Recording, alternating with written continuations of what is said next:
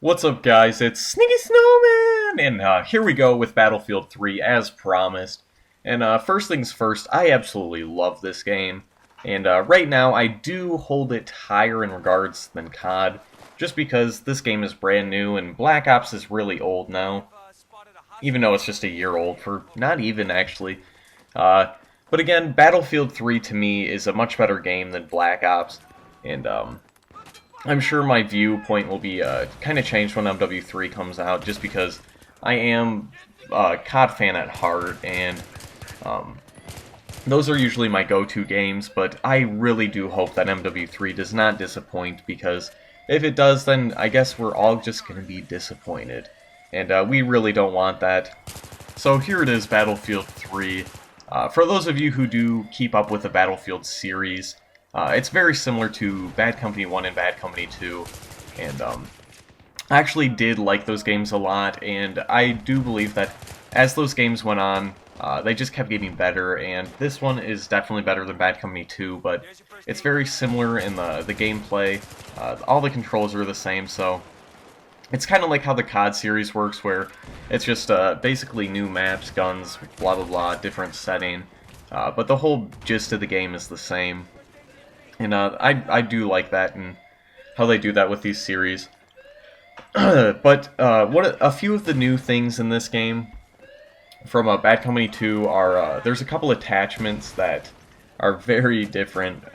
There's one right there, the flashlight attachment, which it disorients your enemies, and I don't really know what it benefits you other than just that, but it is very helpful.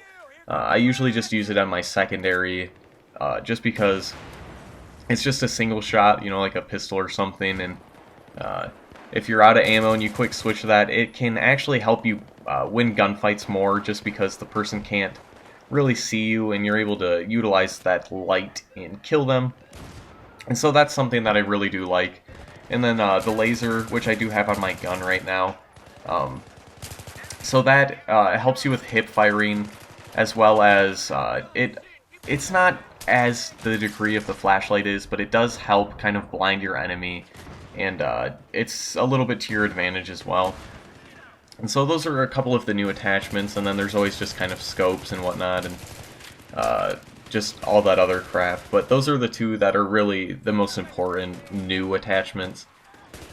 But another feature that's in this game that us COD fans can really approve of, because everyone in COD hates people who panic knife, and Bad Company really did a good job of eliminating that, because the whole knifing system in this game is basically, if you're running at someone and you go up and knife them, then it's not going to kill them, but it does, I think, a third of their health damage.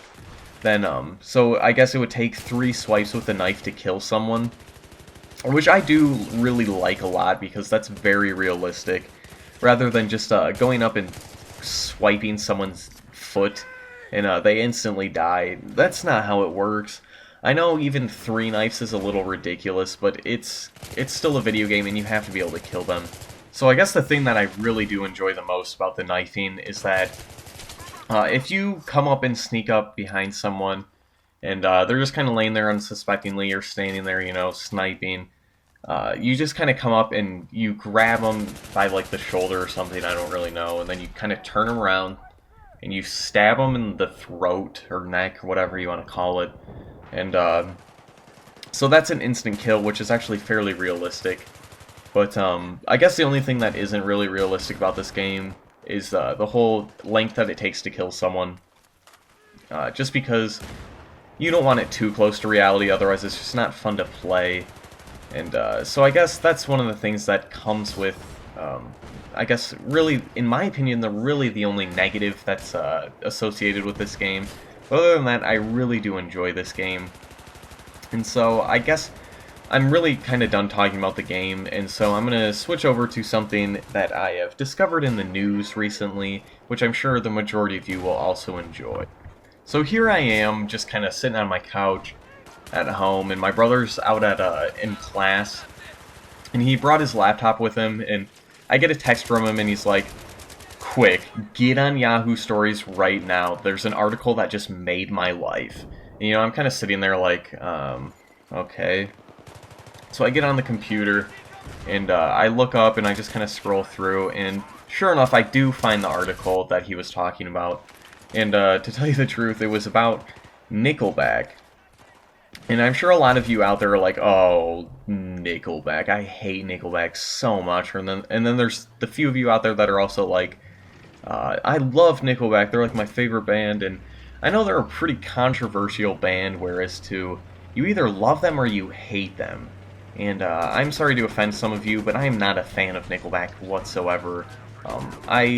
Again, as my last video, I had some rock in there, which pretty much is that kind of music is the kind of music I listen to, and I don't know.